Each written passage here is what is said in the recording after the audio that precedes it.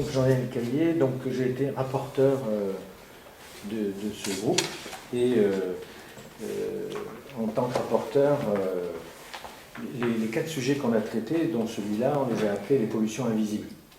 Et j'ai envie de dire, ce qui est invisible par essence, c'est ignoré du citoyen. À part qu'aujourd'hui, ce sujet, depuis que nous avons rendu notre copie, a fait l'objet de nombreux rapports officiels, d'émissions, voire de films. Et les médicaments aujourd'hui sont à la mode, vous savez, à cause de l'effet Mediator. Donc en gros, on a ouvert la boîte de Pandore et voilà, il y a plein de sujets sur les médicaments. Mais bon, pas que. Je veux dire, quand on a intitulé notre groupe, on l'a intitulé Mode de vie. Parce que notre sujet impacte nos modes de vie. Et il ne s'agit pas de pointer une industrie ou quoi, il s'agit de pointer, pas par rapport à ce que nous avons voulu, mais c'était au Grenelle. Hein. Le Grenelle et le PNSE2, Plan National Santé Environnement, ont parfaitement identifié ces sujets. Et nous sommes inquiétés de savoir régionalement, parce que c'est bien de penser global, mais il faut voir local. Au niveau local, nous avons une particularité, c'est que nous sommes en amont du plus grand estuaire d'Europe, juste pour la petite histoire, et que, à ce titre-là, notre ville, bientôt millionnaire, a une responsabilité sur la faune et la biodiversité.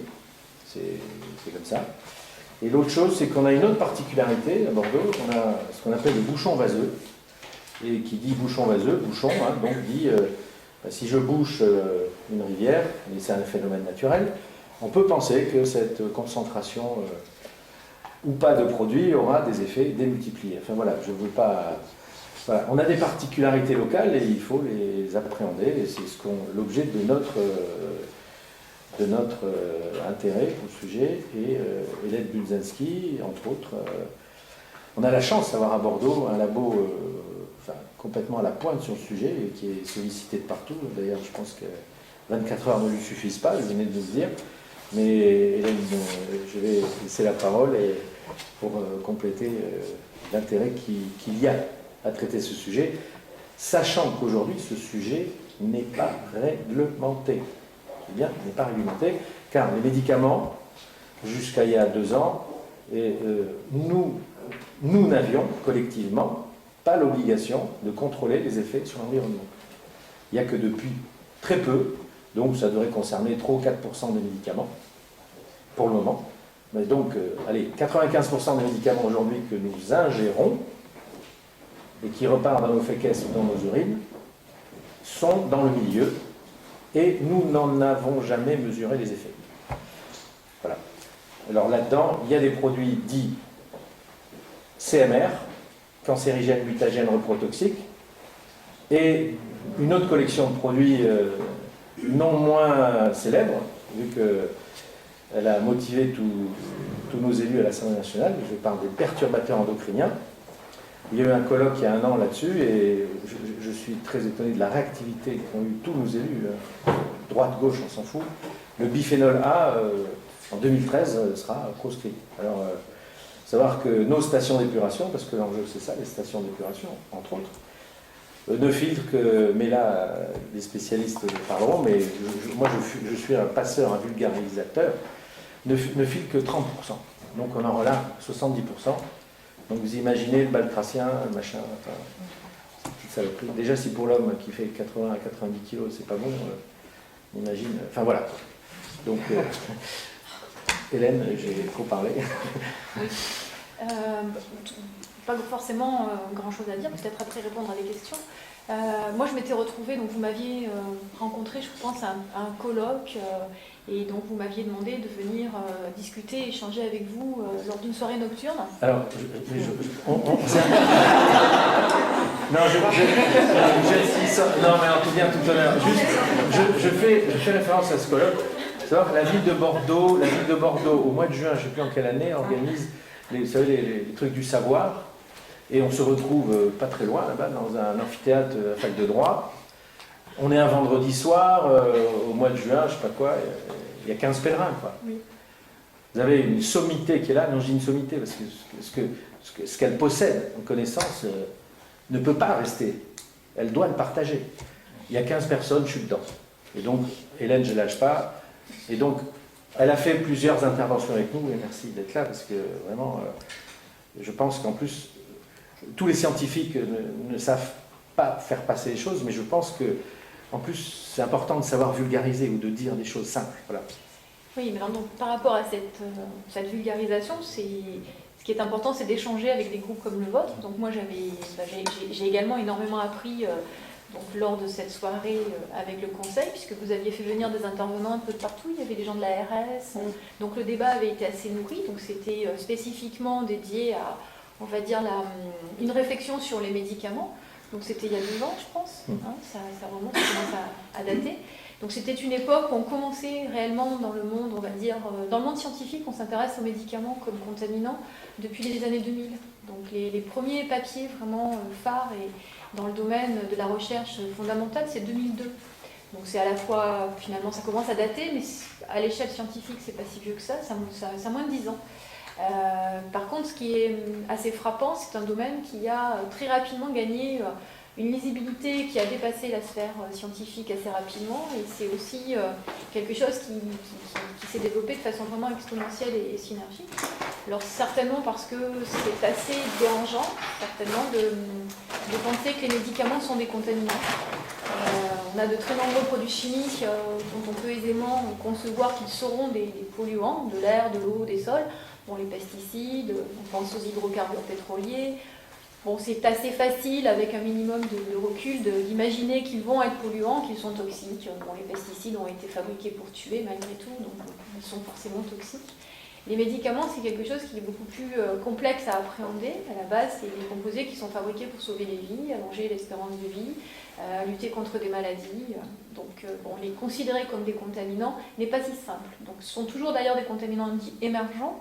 Hein, M. Cailly a dit qu'ils ne sont encore pas réglementés, parce qu'on ne peut pas les réglementer avant d'avoir des assurances précises quant à leur toxicité, notamment sur le milieu, et notamment le milieu aquatique.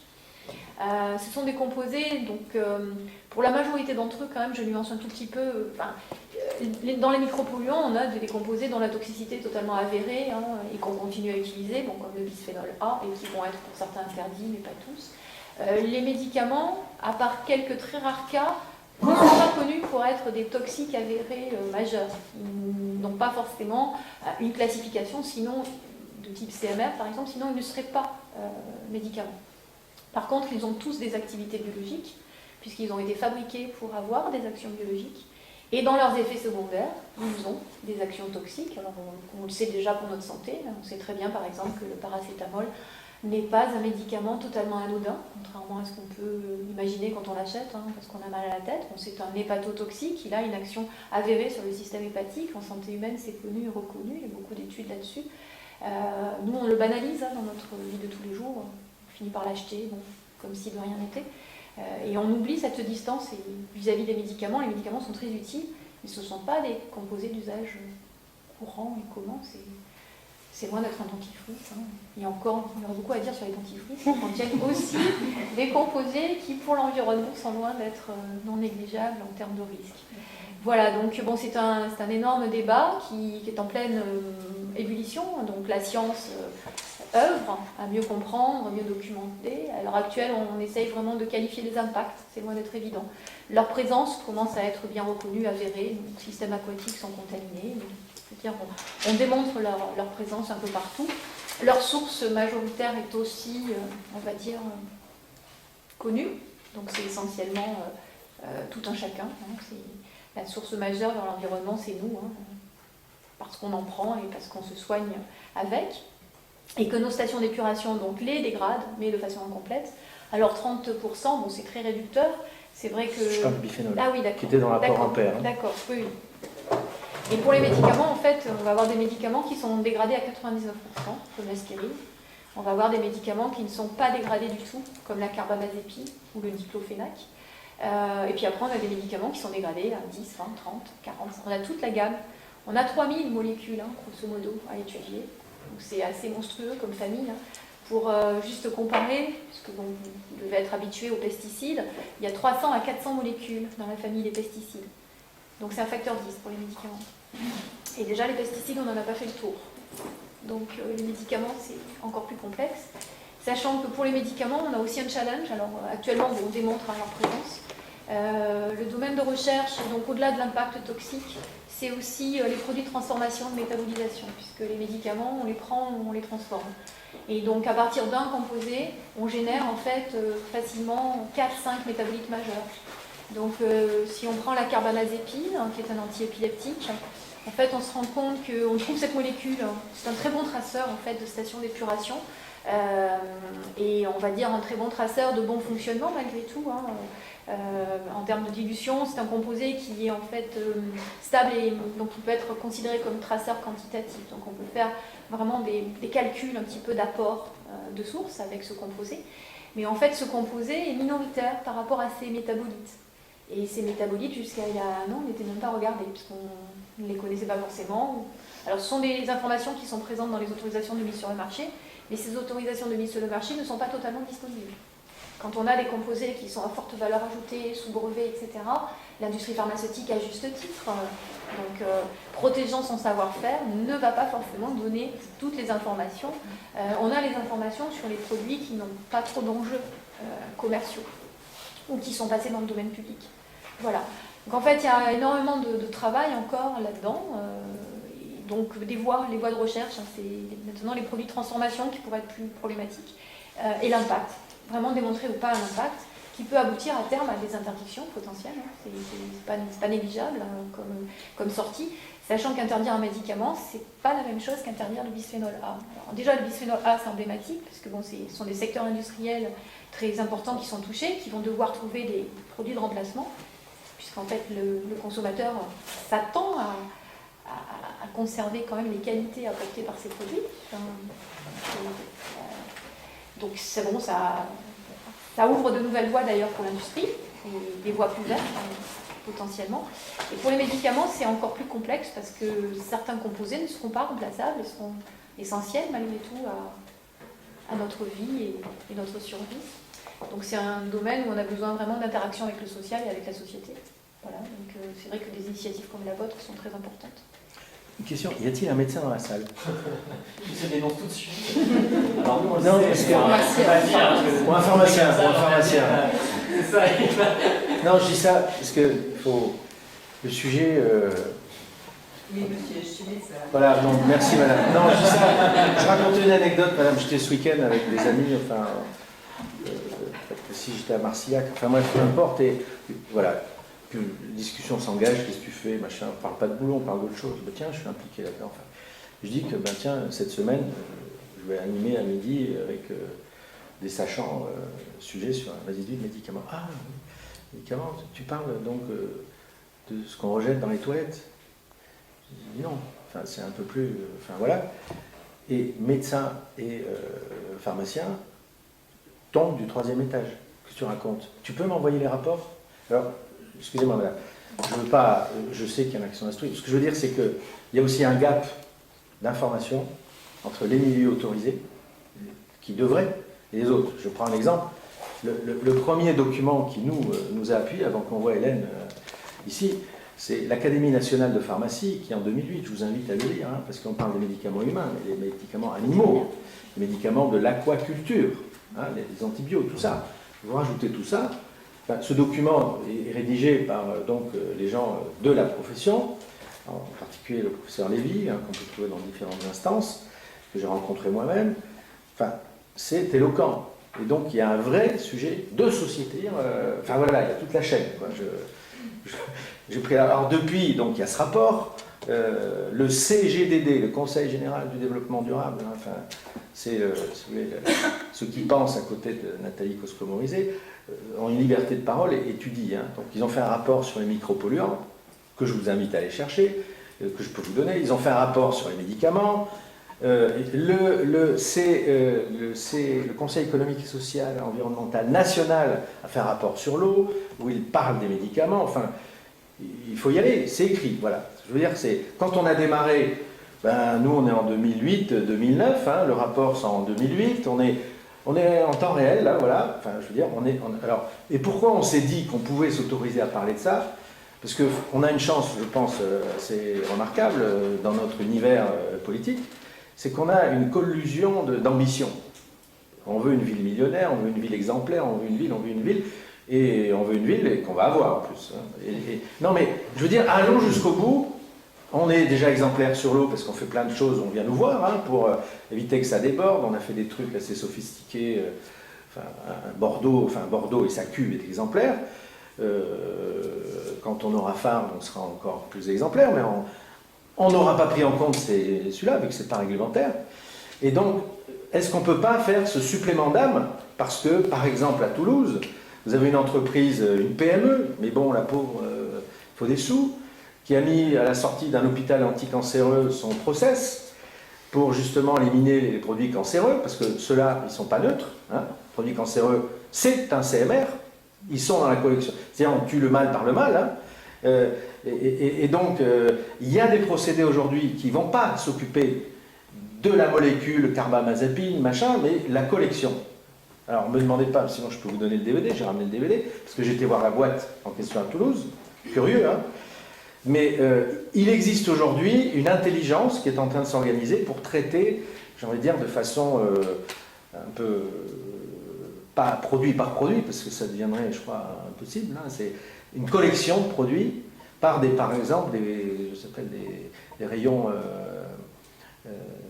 ionisants, enfin, je sais pas quoi, des UV. UV, on a aussi des dégradations par plasma. Voilà, bon. Il y a la filtration sur charbon actif. Il y a des membranes, des procédés membranaires qui sont très très efficaces. Après, les solutions technologiques pour épurer l'eau quasi parfaitement, on les a. Après, c'est une question d'échelle, c'est une question de mise en œuvre. Et naturelle aussi. Oui, on a avec aussi... libellule, hein. La Lyonnaise a un système libellule tout à fait exemplaire qu'il a mis à Montpellier. Tout à fait, c'est une question de temps, d'échelle de temps, c'est une question de coût, c'est une question du prix qu'on est prêt à payer. Puis c'est une question aussi de faisabilité, je pense. On sait très bien épurer l'eau pour l'eau potable, où on a des besoins moindres en termes de flux que pour nos stations d'épuration. Donc après, c'est une société responsable, c'est savoir si l'enjeu vaut le remède mis en place. Et actuellement, les recherches essayent justement de faire le point là-dessus. Jusqu'à quel point va-t-on épurer nos eaux de stations d'épuration pour que ça ait un intérêt à la fois environnemental et économique, malgré tout, vis-à-vis du milieu. Parce que sinon, épurer l'eau parfaitement, on sait le faire. Après, parfois, on ne sait pas le faire longtemps. Parfois, les systèmes dysfonctionnent, etc. Donc, voilà. Et c'est vrai que les médicaments ne sont que des composés chimiques, comme tous les autres composés chimiques, comme le bisphénol A. Et voilà. Après, emblématiquement, ils sont différents en termes de perception. Et puis on peut aussi ne pas forcément que traiter, on peut peut-être anticiper. La Suède, maintenant, met des cours dans ses cursus médicaux et pharmaciens pour enseigner à leurs futurs médecins et pharmaciens les notions d'environnement et les notions de composés plus ou moins toxiques. Et donc, dans ces pays-là, ils délivrent en fait les médicaments, quand ils le peuvent, en tenant compte de l'impact environnemental et délivrent le médicament qui a l'impact environnemental le moins important. C'est des choses qui, pour le moment, en France, n'existent pas, mais sont en train de s'introduire. On voit arriver dans, notamment les derniers cycles des pharmaciens, des spécialisations et des options que les étudiants commencent à prendre. Voilà, mais c'est encore optionnel et c'est qu'en dernière année. Mais on peut imaginer qu'à terme, on inclut vraiment dans les filières de formation ces notions. Mais c'est valable aussi pour les chimistes, hein, pour les physiciens. C'est-à-dire qu'on voit apparaître de plus en plus dans les cursus universitaires, écoles d'ingénieurs, IUT, etc., la notion de risque chimique, au sens large du terme, associée donc à l'utilisation de tel et tel composé, tel et tel solvant, etc. Donc c'est des choses qui arrivent. La France est un peu en retard par rapport à d'autres pays du Nord. Et une autre, vous parlez de la Suède sur justement l'aspect avec les praticiens, il y a un autre aspect, les pays nordiques, en Suède, à la sortie d'un hôpital ou à la sortie d'une maison de retraite, qui sont de gros pourvoyeurs de résidus, on met une mini-station. Parce que plus on met de stations, plus, in fine, l'eau, à la fin, elle est un peu plus claire, quoi. Et donc, là, dans notre cube, on veut faire 50 000 logements, si on veut faire plein de choses, ne pourrait-on pas imposer? Parce que quand on impose, ça coûte rien au départ, hein. En gros, ça va coûter la boîte, on fait le tour, on met la boîte. Mais après, casser et refaire, c'est compliqué. Enfin, on sait tous, si on veut rajouter quelque chose dans sa maison une fois qu'on l'a conçue, c'est toujours un univers. Alors que là, on a, je crois, une réelle opportunité sur certains sujets peut-être d'inclure cette clause qui, j'ai envie de dire, certes a un coût, mais à la marge, pourra avoir un effet bénéfique. Parce que, enfin, moi, je pense que aujourd'hui, les anguilles, elles ont un petit souci. Les aloes, on peut me dire, je ne mange pas d'anguilles, je ne mange pas d'aloes, mais c'est toute la chaîne alimentaire. Hein. Enfin, je veux dire, on peut aller là-dessus. J'ai fait partie du comité national biodiversité, alors aussi j'ai pris une piqûre là-dessus. Enfin, je veux dire, on n'est rien sans le petit batracien et sans l'oiseau qui est son prédateur. Enfin, voilà, enfin, il y a toute la chaîne. Hein. Bon, voilà. Et donc, je pense que on est en droit de se poser ce sujet, j'ai envie de dire, citoyen. C'est peut-être, mais oui, ce n'est pas qu'un truc de technicien. Oui, je vais te sortir l'eau conforme, mais parce que j'ai lu un document du CEMAGREF où on vous distribue de l'eau conforme. Ah, c'est intéressant. C'est pas de l'eau potable, c'est de l'eau conforme. Alors, on joue sur la sémantique là, mais conforme par rapport à 41 molécules qui ont été filtrées. Je dis une ânerie. Voilà. Et donc, s'il y en a 42, 43, 44, voilà, c'est pour ça que si je devais prendre un autre sujet qui a rien à voir, je suis sur le bassin Arcachon. Bon, le test des souris a énormément fait polémiquer, donc on a dit on va régler le problème. On va mettre 100 critères. T'es dans les 100, tu meurs, t'es pas bon. Bon. Moi j'y vois un bémol, c'est que le jour où on introduit la molécule qui va pas bien, hein, parce qu'elle est rejetée par le tuyau qui va bien en bas, là, eh ben, on verra pas la souris mourir, et on dira c'était conforme, parce que c'était dans le 103e ou le 104e produit. Alors c'est vrai que ça bouscule, et derrière il y a des entreprises, il y a des salariés, enfin c'est compliqué. Mais, enfin voilà, je pose le sujet, c'est-à-dire que dans cet univers de l'eau, où Dieu sait s'il y a une littérature abondante, je pense que ce sujet des micropolluants mérite de la part de nous tous, les élus. Et moi, un jour, je me suis retrouvé avec un colloque, nous avions été ensemble à Kibat. Hein, Kibat, superbe colloque, présidé par Hélène Bouguière. Hein. En gros, je dis, mais pourquoi vous upgradez, hein, donc vous augmentez pas la filtration? Je demande ça aux techniciens de l'eau. On me dit, mais nous, on nous demande d'être dans la réglementation. Et là, il y a un bug, là. Pour moi, il y a un bug. C'est-à-dire, si moi élu, il faut l'instruire l'élu, hein, mais si moi élu, je sais qu'il peut y avoir un risque, ben peut-être vais-je porter tous mes efforts pour éviter. Quand il ne sait pas, il n'y a pas de problème. À partir du moment où on sait, ben voilà, je suis à la réglementation, je le fais. C'est en gros, hein, c'est mon fils qui est en classe, hein, c'est un parfait machin, il a 10, il faut passer. Il a 10, ben c'est bon, j'ai la moyenne. Mais non, c'est pas ça, il faut faire mieux, beaucoup mieux. Hein, parce que derrière, bon, on parle des médicaments, mais il y a aussi l'autre collection des produits cosmétiques. Oui, après, ce sont des millions, des centaines de milliers de molécules. Non, mais ça va avec tout ça. Plastique, détergent, oui, mais tout est assez similaire en termes de... Sur les perturbateurs endocriniens, j'ai compris qu'il y avait un effet sur le fœtus, en fait, et sur, je crois que c'était popularisé dans certains films de vulgarisation récents. Est-ce que c'est vraiment vrai? Est-ce qu'il y a un effet retard? Est-ce que finalement on s'aperçoit que... Tu as l'impression qu'après, est-ce qu'il y a, sur les médicaments, il y a la même chose que sur les pesticides avec les histoires d'effets cocktails on a beaucoup de mal à appréhender? Alors c'est donc sur les deux questions assez complexes. Alors être perturbateur endocrinien, c'est un terme générique très très large. Donc on trouve toutes sortes de mécanismes. On trouve d'ailleurs des composés qui sont plutôt féminisants, des composés qui sont plutôt masculinisants, en sachant que la majorité des composés sont plutôt féminisants. Mais on trouve des composés masculinisants. Ensuite, au niveau de chaque type, par exemple les féminisants, on va avoir en effet certains d'entre eux qui vont agir au moment de la conception sur le fœtus. Dans d'autres cas, c'est directement une exposition quand on est enfant, donc typiquement le bisphénol A. Pourquoi on a agi si vite? Je pense que notre société accélère ses prises de décision, et notamment les accélère quand une population cible, comme les populations d'enfants, peuvent être touchées. Donc le bisphénol A, était clairement potentiellement un problème pour les jeunes enfants par rapport au biberon, par rapport à une imprégnation forte dès leur jeune âge.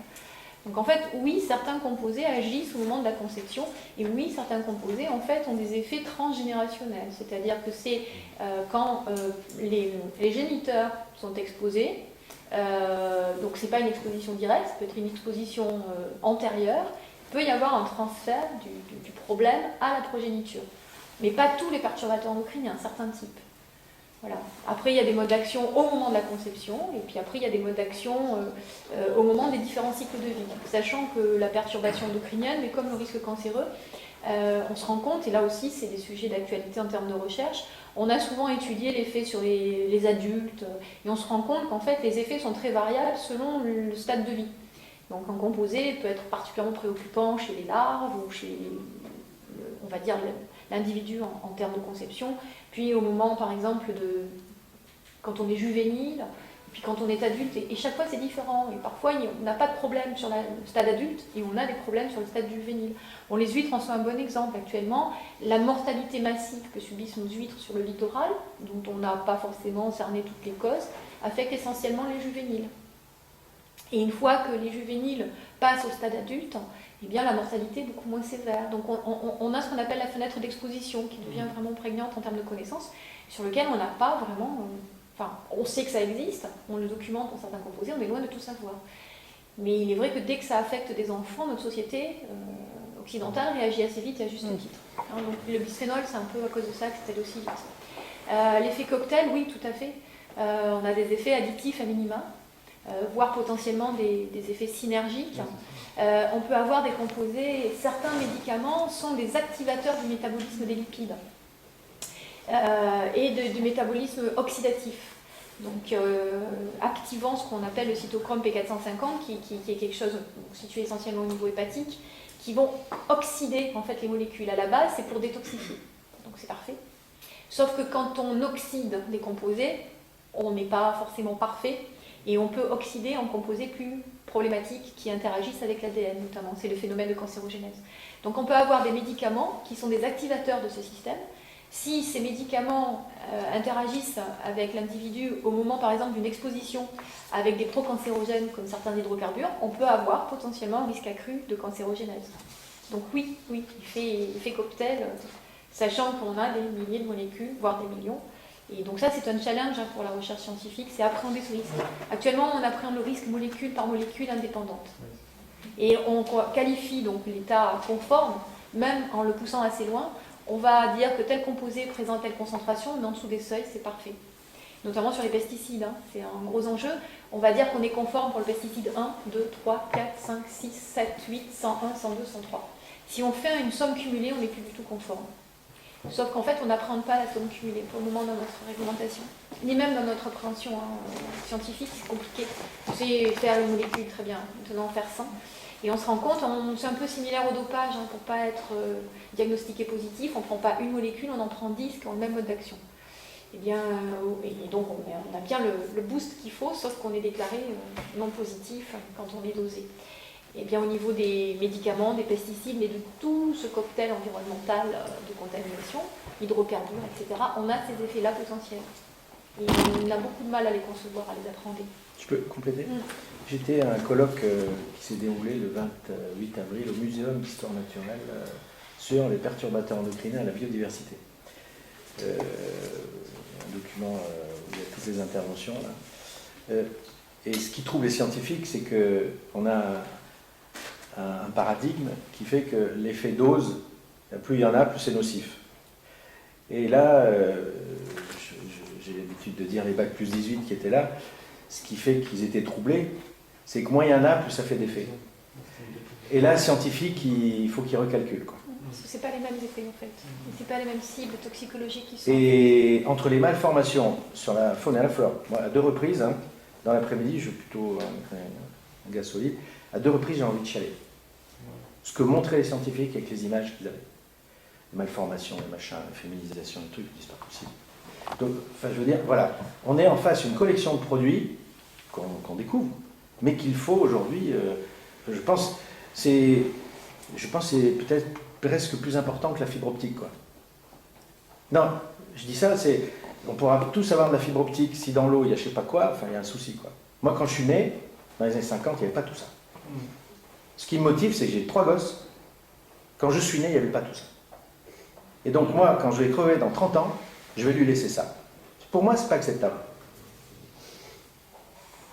Et ça n'a rien à voir avec, voilà, c'est les tripes qui réagissent, c'est comme ça, c'est pas possible. Sur l'impact sur le milieu, qui peut aller jusqu'aux poissons qu'on va avoir dans notre assiette. Mais il y a beaucoup de collectivités ou communes qui prélèvent l'eau Tout à fait. pour l'utilisation potable. Et la communauté urbaine, elle envisage aussi cette solution, que je ne trouve pas du tout envisageable. Parce qu'on est quand même au bout de piste, justement.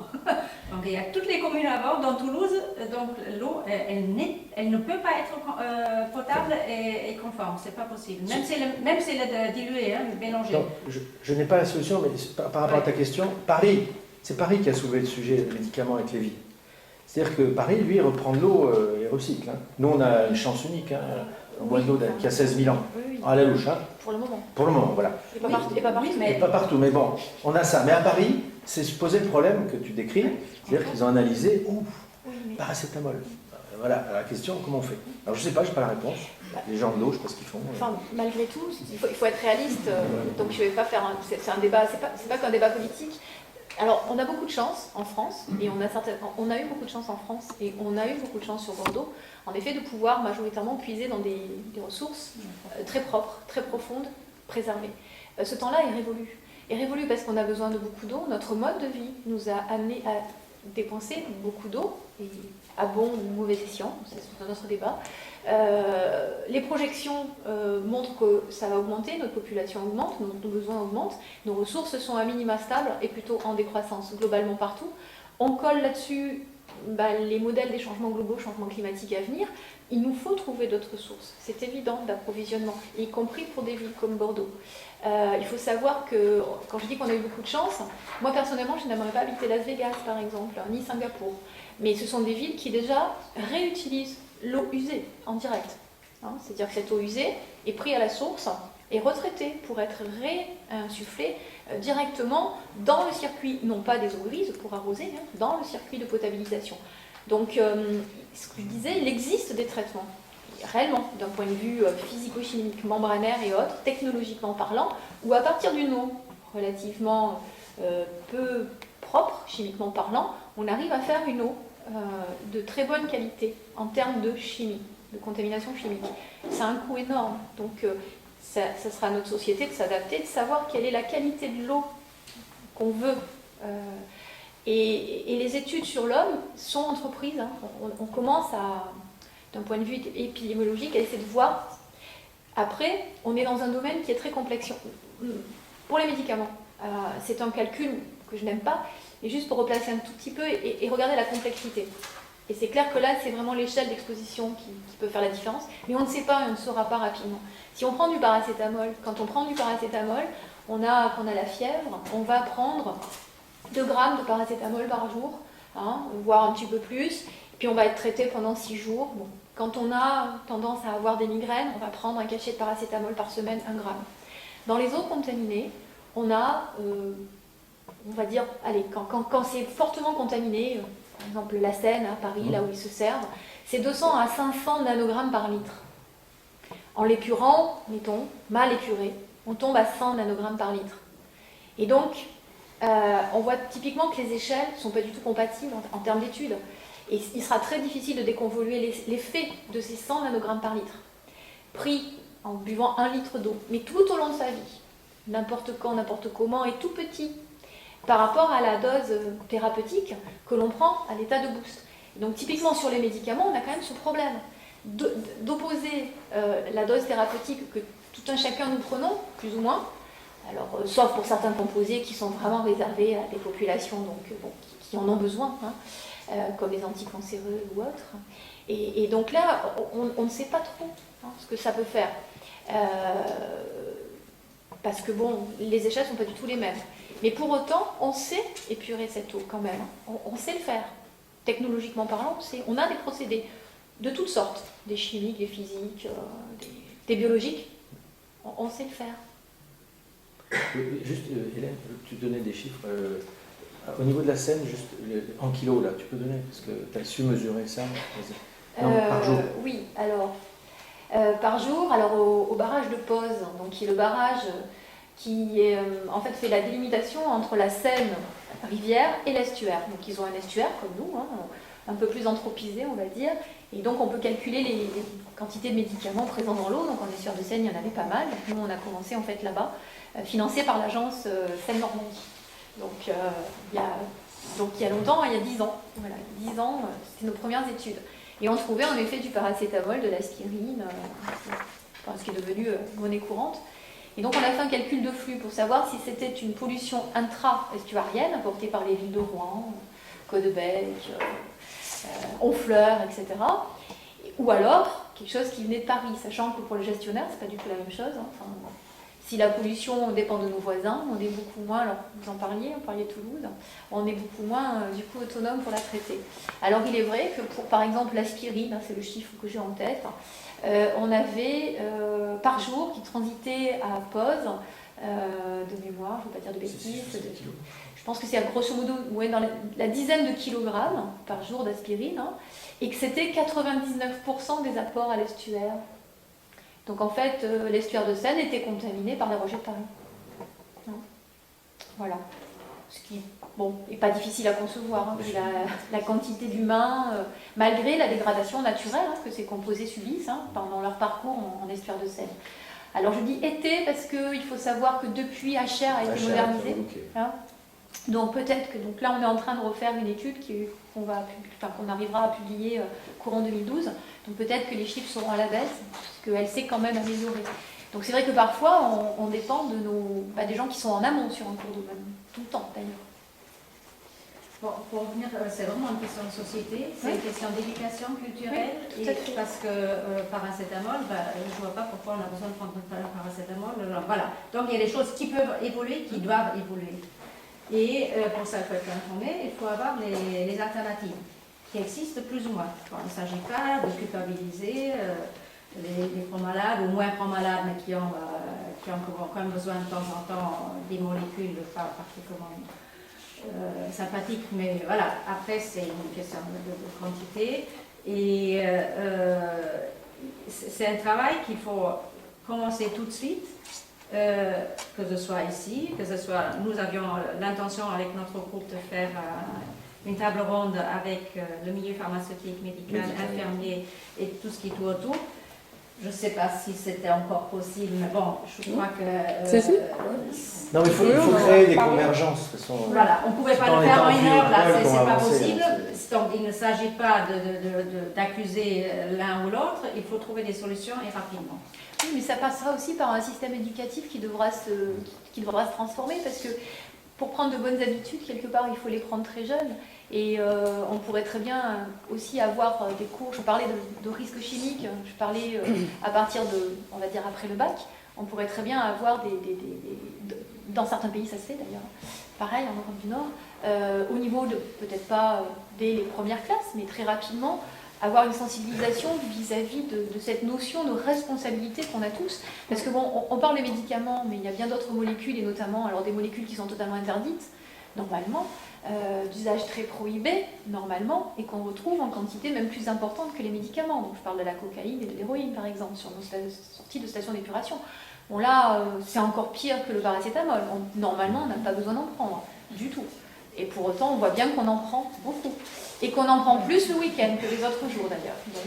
Oui, donc il y a quand même des problèmes importants de vie, et pourquoi en France, on consomme par là, on pourrait doser les résidus de nicotine. Oui, et on y va, on le fait aussi. On pourrait aussi attaquer les fumeurs, enfin bon. Et le cannabis. Tous les produits métabolisés. Tout ce que nos urines.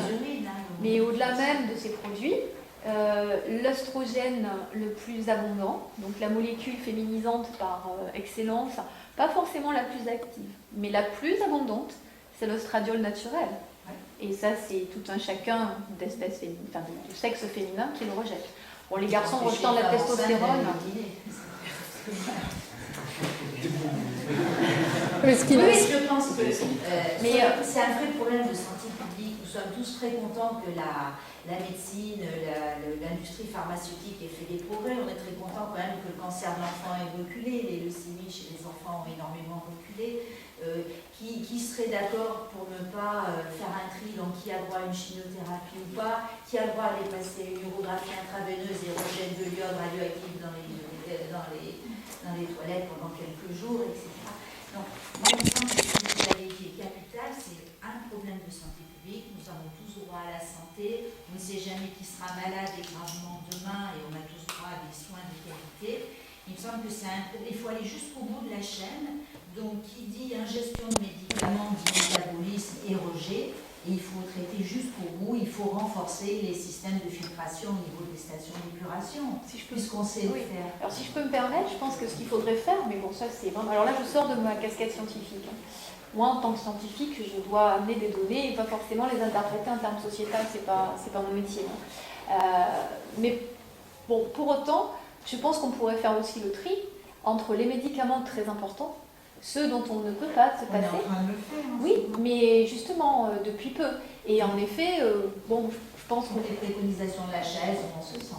On peut, et puis éduquer, alors les jeunes médecins le sauront, oui. Peut-être éduquer les plus anciens en leur faisant faire des cours de rattrapage, parce que, bon, c'est assez facile et on le voit encore, pour faire plaisir... et c'est pas méchant hein, ce que je dis ni mesquin, mais pour faire plaisir à son patient qui se plaint, bon, on va lui prescrire des médicaments qui d'ailleurs ne sont pas forcément donc sans effet sur sa santé. Hein, je veux dire, si on prend les anti-inflammatoires non stéroïdiens, dont fait partie l'ibuprofène, on sait qu'il y a des risques hein, de néphrotoxicité, etc., de baisse du système immunitaire, et pour autant on n'alerte pas forcément déjà son consommateur. Il est totalement en vente libre, on l'achète comme on veut. En jeu l'automédication. Oui, l'automédication qui n'est pas du tout associée à... Les gens qui font de l'automédication, la plupart du temps, et c'est normal, n'ont pas les connaissances. Je veux dire, on peut acheter l'ibuprofène, l'avoir dans son sac et sucer un petit cachet par jour parce que, du coup, ça décontracte un petit peu. Donc, je pense si on avait une démarche en allant jusqu'au bout, beaucoup plus, on va dire, critique, ça permettrait justement, parce que, oui, il y a des tas de médicaments dont on ne peut pas se passer, c'est évident.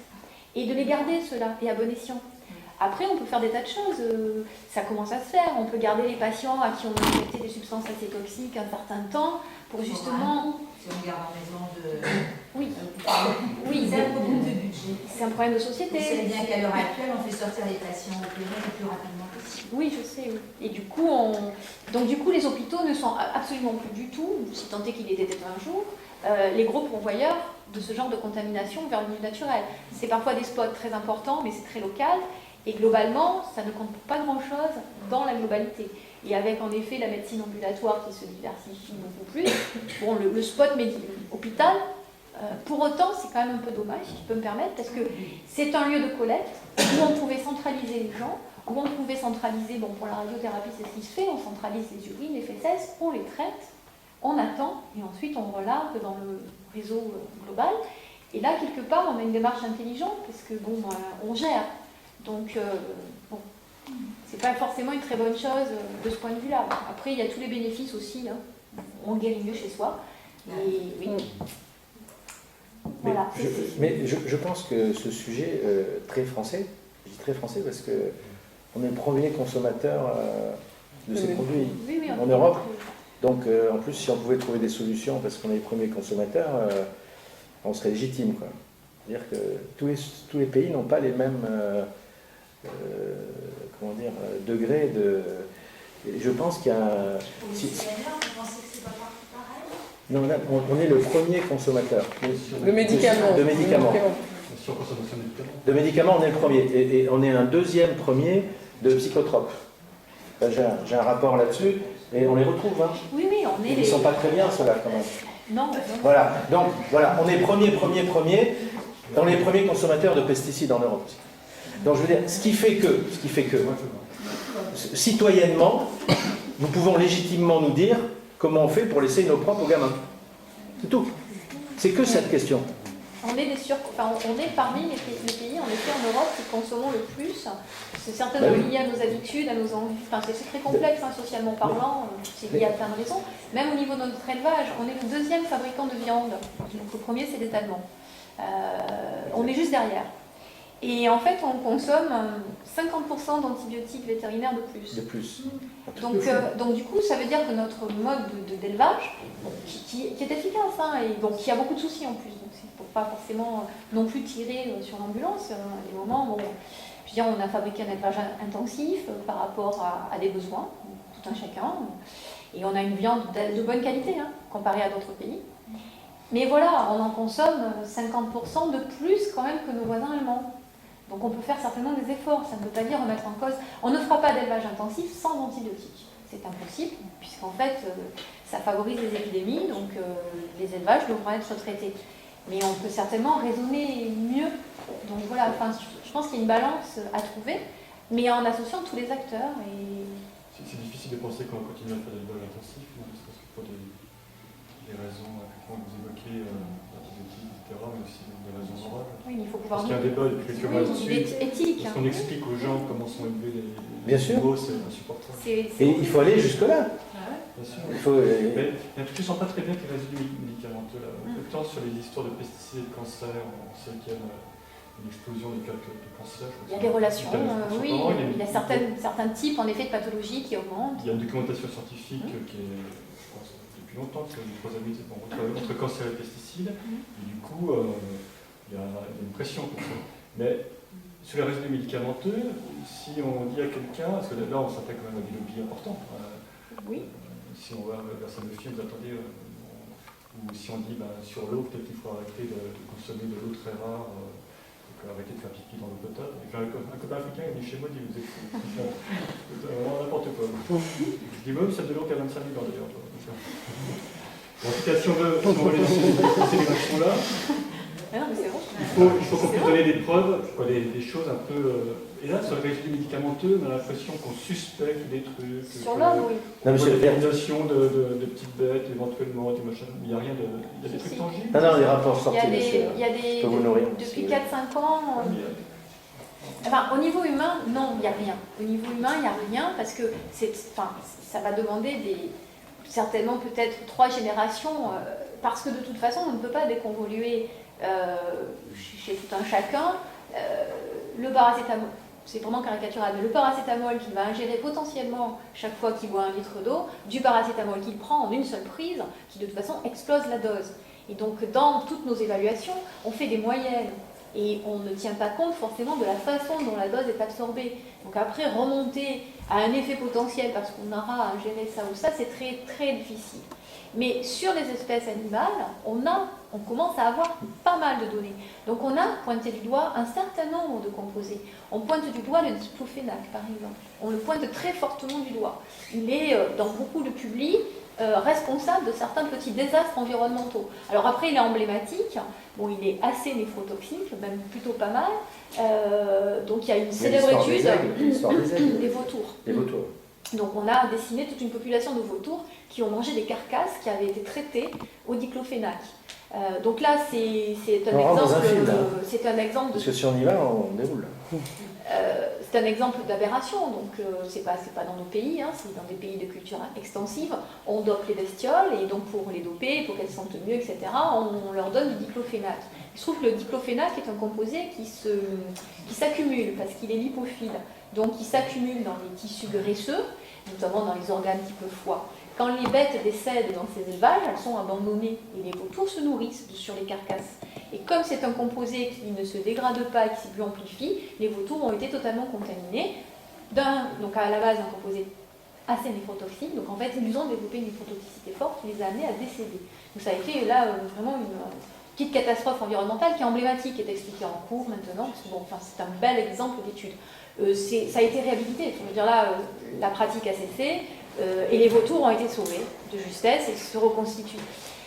Donc, mis à part ça, les Canadiens ont démontré que, par exemple, vis-à-vis des taux d'hormones, que ce soit naturels ou synthétiques, qu'on trouve dans les différents cours d'eau, eh bien, on peut mettre en danger la reproduction d'espèces sensibles. Donc ça, c'est un papier très récent qui date de 2010, si ma mémoire est bonne, qui démontre à 1 nanogramme par litre la disparition totale de toute espèce de poisson dans un ruisseau qu'ils ont contaminé spécifiquement. Donc ils ont la chance, entre guillemets, d'avoir des laboratoires naturels qui peuvent... Bon, ils ont beaucoup de petits ruisseaux, etc. Et puis, ils ne tergiversent pas, ils le font. Pour compléter ce que tu dis, en France, dans tous les estuaires de France, les poissons vivent de sexe. Non, pas tous. Jean-Louis Thiel. Oui, mais pas tous. On va dire quoi? Majoritairement en estuaire de Seine. Mais même en Garonne. Oui, mais à des teneurs... Mais même, c'est pas acceptable pour moi. Citoyen, c'est pas acceptable. C'est tout. Alors on va dire oui, un peu, pas beaucoup. Non, c'est pas acceptable. Qu'est-ce que je laisse aux gamins? C'est pas acceptable, c'est tout. Je vais juste apporter une toute petite polémique, mais c'est pas parce qu'il faut quand même... Mais bien sûr, il faut y aller. On sait qu'il existe un taux naturel de... Je sais pas comment on appelle ça chez le poisson, de transsexualité, non, mais de féminisation. Oui. Il existe un tout petit taux naturel de quelques micropouillèmes. Voilà, donc bon, du coup, il y a des évidences fortes dans des cours d'eau très impactés. En estuaire de Seine, c'est avéré. Bon, en Garonne, par exemple, enfin en Gironde, on ne voit pas vraiment ce phénomène. Les problèmes girondins sont beaucoup plus diffus. Voilà. Mais tout simplement parce que la Gironde est très diluée, mais ça ne veut pas dire pour autant que les problèmes n'existent pas, clairement. Donc non, il y a des cas. On a démontré par exemple que tous les... une certaine famille de psychotropes, dont fait partie la carbamazépine et d'autres, c'est les inhibiteurs de la recapture de la sérotonine, avaient des actions loin d'être négligeables sur des symptômes aquatiques, des espèces, des taxons aquatiques très sensibles. On a démontré aussi des effets des antibiotiques sur tout ce qui est micro-organismes, algues, réellement avérés. On a des données maintenant. Alors le problème, c'est qu'il y a tellement de molécules, il y a tellement d'espèces, et les travaux sont depuis peu, mais ça sort tous les mois, et donc on démontre des effets alors, sur certaines molécules. Par exemple, certains bêta-bloquants sont plus toxiques que d'autres. Alors là, typiquement, se posera le problème du choix. Les bêta-bloquants qui sont importants pour les personnes souffrant de problèmes cardiaques et notamment les personnes âgées, on peut très bien leur donner un type de bêta-bloquant plutôt que du propanolol qui est toxique pour les espèces aquatiques. Mais on est au démarrage de ces études, alors sachant qu'on ne peut pas conclure sur la base d'une étude. Il faut des protocoles, il faut de la comparaison, il faut de la robustesse. Mais on a démontré réellement maintenant depuis 5 ans des effets et on additionne en fait toutes sortes de connaissances qui montrent qu'il y a des effets sur un certain nombre d'espèces aquatiques. Ça monte. Après, c'est pas tous les composés, c'est pas forcément aux doses environnementales, mais on a progressé. En fait. Par rapport à une contamination, le Rhin, par exemple, il y a quelques années, était contaminé avec du Valium et ils pensaient que c'était des usines Bayer ou Hoechst dans le coin, donc grosse recherche, tout le monde, ils n'ont rien trouvé. Et puis, il y a un chercheur dans son coin, il dit « Tiens, je vais chercher dans les champs. » Et puis, il est tombé, il y a une zone un peu comme la Bretagne où on élève les porcs. Et c'était les lisiers des porcs qui avaient contaminé la phréatique et qui relarguaient dans le... Enfin, voilà, quoi. Parce que les porcs, quand ils sont nombreux entre eux, pour pas qu'ils se niaquent, il faut les calmer. Donc, alors, on les bourre de Valium. Il y a pas mal d'histoires. Pas dans tous les pays, quand même. Pas dans tous les pays. Non, je donne cet exemple. Il y a le diclo, le machin, chacun a son histoire. On va pas... mais si on met les scientifiques à nous raconter des histoires une après-midi, les preuves, enfin voilà, c'est vrai que il faut se mettre ensemble, il faut échanger. Oui, je voudrais savoir est-ce qu'il y a des études officielles, publiques, qui montrent justement une évolution avec les antibiotiques du fait de leur surconsommation. Est-ce qu'on a mesuré ceci de façon scientifique? Et parce que c'est quand même important de savoir si le slogan dont on nous bombarde actuellement, les antibiotiques, c'est automatique, c'est un bon slogan, évidemment. Mais est-ce qu'on a fait des choses, est-ce qu'on l'a mesuré? C'est peut-être plus performant de montrer ça, de le démontrer. Alors, au niveau environnemental, avoir des données chronologiques sur les antibiotiques, non, on n'a pas vraiment ça. c'est qu'en fait, on ne s'est pas intéressé aux antibiotiques en tant que contaminants ou composés présents dans l'environnement depuis suffisamment de temps. Ce sont des études qui sont assez récentes. Donc on constate des niveaux, on constate éventuellement donc, des effets sur les micro-organismes du sol, sur les micro-organismes des systèmes aquatiques, sachant que les micro-organismes, c'est la base de tous nos écosystèmes. Donc c'est quand même assez préoccupant de les affecter. Si on affecte les maillons vraiment élémentaires, ceux qu'on ne voit pas, on affecte tout le fonctionnement de nos écosystèmes et on peut les condamner, nos écosystèmes. Donc c'est un risque qui est considéré comme majeur, les antibiotiques, au niveau environnemental, sachant qu'on a du mal à, malgré tout, les hiérarchiser, parce que les antibiotiques, on en a besoin. Alors on a eu des évolutions. Actuellement, les antibiotiques qui sont les plus prescrits sont les plus dégradables. Alors, je ne pense pas qu'au début, on se soit dit qu'on allait prescrire les antibiotiques les plus dégradables, parce que cette notion n'était pas forcément présente. Et je trouve que c'est aussi les moins toxiques pour l'homme, plus facilement éliminables. Donc, on a des choix de forme. Après, se pose le problème de l'antibiorésistance. Et là, c'est pareil. Alors, moi, je ne suis pas médecin, donc je ne vais pas... Mais il y a quand même... On sait quelles sont les familles qui donnent lieu aux plus fortes antibiorésistances. Donc on pourrait ne pas les donner ou les prescrire moins ou les prescrire qu'à bon escient, quand vraiment on en a besoin. Donc ça, ce sont des connaissances qui existent. Après, actuellement, ce qu'on essaye d'étudier, c'est de savoir si l'environnement ne serait pas un réservoir d'antibiorésistance. C'est un autre aspect. Ça, c'est encore un autre aspect, mais enfin, si tel était le cas, ça serait assez problématique, parce qu'en fait, c'est un retour vers l'homme après. Donc, bon, voilà. Alors, sachant que le maximum d'antibiorésistance se déclare au moment de l'utilisation dans les hôpitaux, etc. Mais malgré tout, au niveau de l'environnement, sachant que les bactéries sont des petites espèces absolument fantastiques, capables de transmettre, parce que bon, elles vont transmettre en plasmide, donc des sauts de gel, etc. Et donc, on pourrait avoir, comme ça, des phénomènes. Alors là, c'est pareil, c'est vraiment actuellement, beaucoup de recherches sont tournées autour de ces problèmes. Et on n'a pas forcément de recul environnemental. Après, l'antibiorésistance chez l'homme est bien documentée. On sait très bien qu'on a créé des choses vraiment problématiques et qu'on a besoin de revenir à quelque chose de plus raisonnable et raisonné. Je peux confirmer. On sait qu'il y a des règles en matière d'antibiothérapie. Pour certaines pathologies, il ne faut surtout pas ne prescrire qu'un seul antibiotique. Enfin, je crois que la règle de base, déjà, de ne pas prendre des antibiotiques n'importe comment et surtout pas en automédication, c'est vraiment à respecter. Et pour certaines pathologies, on sait très bien qu'il faut une trithérapie, si vous voulez, associer 2 voire 3 antibiotiques pour justement ne pas créer de bactéries multirésistantes. C'est ça le gros problème aujourd'hui. Je pense que c'est un métier de prescrire des antibiotiques et il faut le laisser aux gens qui savent. Oui, et puis alors peut-être aussi rééduquer les plus anciens. Oui, c'est ça. Oui. Bon, il y a quand même toute la notion de stimuler la défense naturelle qui, malheureusement, n'est pas beaucoup prise en compte, qui éviterait bien des traitements. Presque encore d'antibiotiques de confort, parce qu'on a mal blanc, je sais pas quoi. Oui, tout à fait. Des gens, voilà, il y a les 2 jours. Ça... Je voudrais rappeler un truc que j'ai capté au Grenelle, c'est en fait aujourd'hui nos maladies modernes sont issues de notre environnement. Nous avons généré nos maladies. Alors je dis ça, enfin celui qui disait ça, il était cancérologue et il est patron de l'ANSES aujourd'hui, et l'autre, il est Grimfeld, il est patron du comité d'éthique. Enfin, je résume, je suis un vulgarisateur, vous traduirez dans le texte, mais en gros, les cancers, les Alzheimer, les machins, c'est à cause des mutagènes, les cancers. Enfin voilà, le même en Afrique, il n'a pas la même chose, et le même en Chine, il n'a pas la même chose aujourd'hui. Nous avons des maladies d'occidentaux, parce qu'on a mis de la chimie qui a perturbé les choses. Et donc aujourd'hui, le plan national santé-environnement, qui va jusqu'à la qualité de l'eau, qui va jusqu'à la qualité de l'air intérieur, le plan national santé-environnement, vous vous rendez compte, on lui met du bâtiment dedans. Donc on dit maintenant il faut avoir des produits moins toxiques, parce que les mêmes ils relarguent des CMR, ils parlent des mêmes sujets en fait. C'est-à-dire vous en respirez, vous en buvez. Mais en gros, pour moi, par rapport à l'eau, c'est pas tant le sujet que de dire on va prendre tout ça. L'homme, c'est global. C'est global, c'est que moi, ce que j'ai noté à travers ce petit colloque, c'est que la biodiversité est atteinte. Le plus petit chaînon, aujourd'hui, il a bobo. Et attention à l'emballement de la nature, les scientifiques, ils ne sont pas là, on pourra amener le Muséum d'histoire naturelle.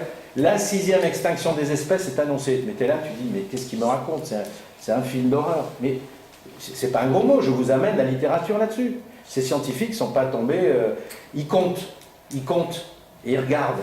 Donc voilà, donc, en atteignant la petite bestiole au fond de l'eau qu'on ne voit pas, je parle de cette pollution invisible, on va vers quelque chose qui est l'emballement, hein, j'en sais rien. Voilà, mais on pose des questions là, j'ai pas de solution. Moi. Réalisons aussi qu'au-delà, clairement, certaines maladies sont vraiment héritées de notre environnement et de notre mode de vie.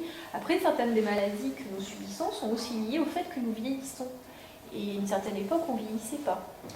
Donc ça, il faut quand même aussi le réaliser. Les Chinois commencent à avoir le même type de maladie que nous, tout simplement. Alors, même pire, hein, c'est un pays qui est excessivement pollué. Et puis, heureusement pour eux, leur espérance de vie a augmenté. Alors, l'Africain, pas suffisamment encore. Mais nous ne pouvons que lui souhaiter de développer Alzheimer. Parce que ça veut dire qu'il aura vécu plus vieux. Donc il y a aussi ça. C'était juste pour nuancer un tout petit peu. Il y a des maladies qu'on voit apparaître de plus en plus parce que, heureusement pour nous, on vieillit. Mais je renvoie à autre chose. Ceux qui ont été en charge. Non, mais ceux qui ont été en charge, après chacun se fait sa religion. Ceux qui ont été en charge du plan cancer, et tous les plans cancer dans le monde, aux États-Unis, c'est un échec, hein, d'accord? On a mis beaucoup de milliards, c'est un échec. En gros, on n'arrive pas à. On limite. Mais qu'est-ce qu'ils ont compté? C'est que depuis 20 ans, il y a 2% de cancer d'enfants de 0 à 12 ans. Ils fument pas, ils boivent pas, ils font pas je sais pas quoi. Est-ce que c'était en prenant la tétine qui avait le biphénol? Est-ce que c'était en prenant le lait qui était issu non bio? J'en sais rien, j'ai pas les solutions. En tout cas, ça interpelle la communauté scientifique. C'est une erreur ou pas ça? Non. Voilà. Et donc là, ça pose problème. Ça pose problème. C'est tout. L'eau potable.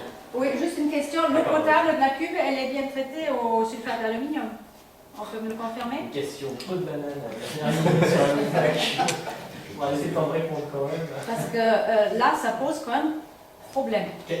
Pourquoi C'est un traitement contre la floculation. C'est un floculant. C'est pour que notre eau ne soit pas trouble.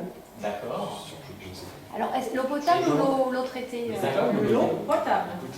Donc ça, il faudra vraiment qu'on nous le confirme et que ça change. Parce que... Moi, je suis pas. Oui, je ne sais pas. Ça aurait quoi comme effet? Bonjour, l'aluminium, si on le voit au quotidien, je pense que c'est pas une bonne chose. Alors que Paris ne le fait pas. D'accord. L'aluminium est suspecté de pas mal de choses, et notamment au niveau des maladies neuro, Alzheimer. D'accord. Ceci dit, la Lyonnaise des eaux se penche sur la problématique des résidus médicamenteux, des pollutions invisibles dans l'eau, ce qui est plutôt récent, et plutôt aussi d'aller dans le bon sens, que ça ne soit pas seulement... De toute façon, pour étudier ce genre de problème, donc en fait, moi j'avais rencontré M. Caillé suite à. Donc si j'ai été à l'université de tous les savoirs présenter quelque chose, c'est qu'en fait je participais à une ANR, et une ANR, donc un projet national, où un des gros partenaires était Suez.